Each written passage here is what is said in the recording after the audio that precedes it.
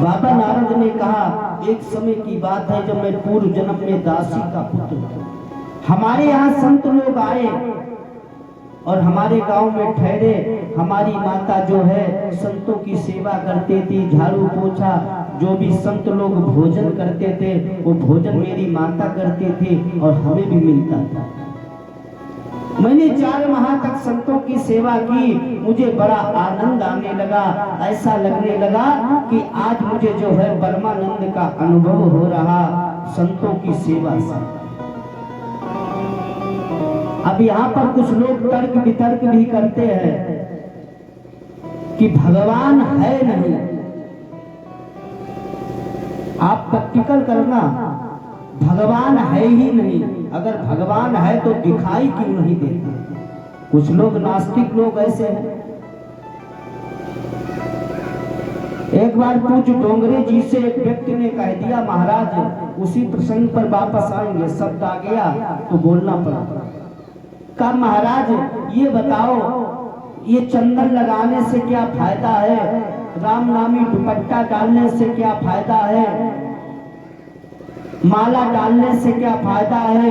गोमुखी में हाथ डालने से क्या फायदा है? पूज्य डोंगरे जी ने कहा, भैया तुम्हारे प्रश्न बहुत हैं, पर आपको जब ये पता लग जाएगा जिस दिन कि मेरे जन्म लेने से क्या फायदा है, उसी दिन सारे प्रश्नों का उत्तर मिलेगा। तो कुछ लोग ऐसा तर्क वितर्क करते हैं, भगवान है कहाँ? दिखाई देता नहीं। आपको भूख लगती है, दिखाई देती है। यहाँ इतने लोग बैठे, भूख लगती है, दिखाई देती है। परीक्षित दिखाई देती है? नहीं दिखाई देती, पर भूख लगती है। प्यास लगती है पर दिखाई नहीं देती। हवा चलती है पर महसूस होती है, दिखाई नहीं देती। उसी प्रकार परमात्मा विद्यमान है, विराजमान है, पर उसके लिए नेत्र चाहिए। जो जन्म से अंधा है उसे प्रकाश का क्या महत्व होगा?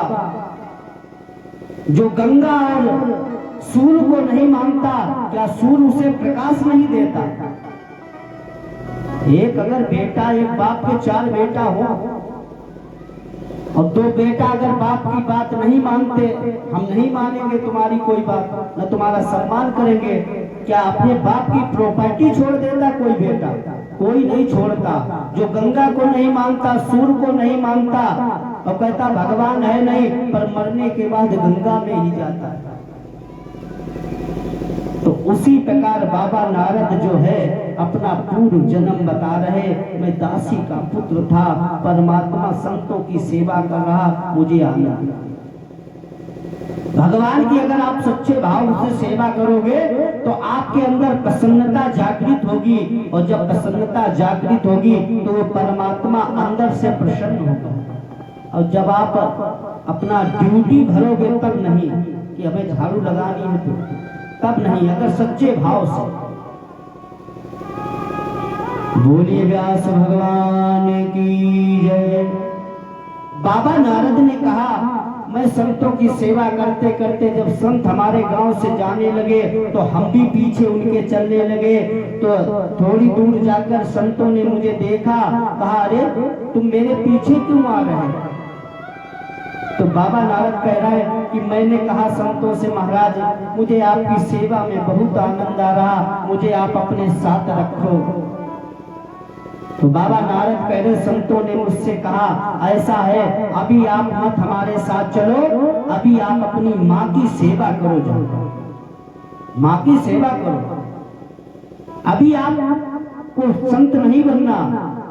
और जो भी अपने गृहस्थ धर्म का पालन नहीं करते, शादी के बाद बाबा बन जाते हैं, पत्नी को घर में छोड़ देते, बहुएं परेशान करती, स्वयं बाबा बने घूम रहे, कल्याण नहीं होगा। जो अपने धर्म को छोड़कर अपने, भाई शादी की, बच्चे हुए तो पालन करिए, निर्वहन करिए। अब बाबा बन जाओ और तीर्थों में रहो, कल्याण नहीं होगा। तो उसी प्रकार संतों ने बाबा नारद से पूर्व जन्म में कहा, ऐसा है बेटा, अभी तुम अपनी माँ की सेवा करो, और जब माँ का शरीर शांत हो जाए तब हमारे पास आना, फिर मैं आपको भगवान की भक्ति का मार्ग दिखाऊंगा। तो बाबा नारद आज व्यास जी से कह रहे, व्यास जी कुछ समय व्यतीत हुआ, मेरी माता एक दिन गाय का दोहन कर रही थी, तो गाय के दोहन के समय एक काले सर्प ने काट लिया।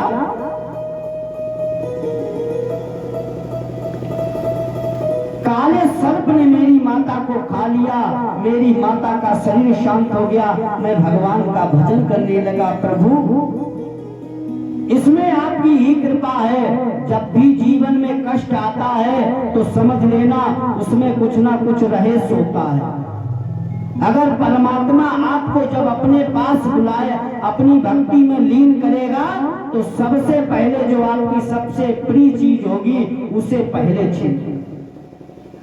और सब लोग नहीं इस लाइन में आ पाते, भक्ति में सब लोग नहीं जुड़ पाते। जिस पर विशेष कृपा आज संत नारद कह रहे, व्यास जी से मैं बड़ा प्रसन्न हुआ, मैं भगवान का कीर्तन कर रहा, आज प्रभु आपने ये कैसी कृपा कर दी। संत ने कहा माता का जब शरीर शांत हो जाए तब हमारे साथ आना। आज वो सत्य बात हो गई, अब मुझे संतों का सानिध्य प्राप्त हुआ। बाबा नारद ने बताया माता का शरीर शांत हुआ, क्रियाकर्म के बाद मैं संतों को खोजते खोजते हिमालय पहाड़ों से होते होते संतों की तपस्या, साथ में तपस्या करते करते मैं गंधर्व बना। और गंधर्व बनने के बाद जब सृष्टि प्रलय हो गई, उसके बाद मैं ब्रह्मा का मानस पुत्र बना, तब जाकर मुझे शांति प्राप्त हुई। जब मुझे शांति प्राप्त नहीं हुई, जब तक मैंने अपने लक्ष्य को नहीं पा लिया, और जब तक लक्ष्य को नहीं पाया तब तक हम भी अशांत रहे। उसी प्रकार आप एकांत में बैठे हो, उदास हो, उदासी का कारण ये है कि आपने सत्ता पुराणों की रचना तो की है, पर किसी पुराण में भगवान के सांगोपांग चरित्र का वर्णन नहीं किया। आपने जितने भी ग्रंथ बनाए हैं, महाभारत में आपने भगवान को ड्राइवर के रूप में प्रदर्शित कर दिया, ड्राइवर बना दिया। हाथी की रक्षा करने के लिए आपने जो है भगवान को नंगे पैर भागते हुए दिखाया। मंदराचल जब डूबने लगा तो भगवान को आपने कच्छप के रूप में दिखाया। आपने ऐसे पुराणों की रक्षा की।